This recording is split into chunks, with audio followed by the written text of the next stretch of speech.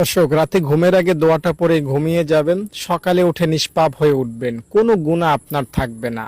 10 মণ 20 মণের বোঝা যদি মাথায় থাকে, সেটা যদি আপনি ফেলে দেন, আপনার কাছে যেমন হালকা অনুভব হয়, ঠিক তেমনি দোয়াটা পড়ে ঘুমিয়ে গেলে সকালে ঘুম থেকে উঠলে আপনার কাছে হালকা মনে হবে, যে মনে হবে আমার কোনো গুনাহই নাই। দর্শক, এটা বাস্তব সত্য তথ্য আপনাকে দেই।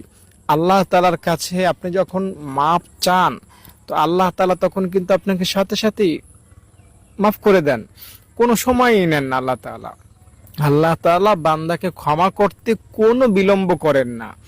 আল্লাহ তাআলার কাছে কেউ ক্ষমা চাইলো আর আল্লাহ তাআলা বললেন যে না, আমি তোকে মাফ করব না, এই রকমের কথা আল্লাহ তাআলা আপনার জন্য কখনোই বলবেন না। এটা আল্লাহ তাআলা বলতে পারেন না, এটা আল্লাহ তাআলা বলতে জানেন না। আল্লাহ তাআলার কাছে আপনি মাপ চান, আপনি এখন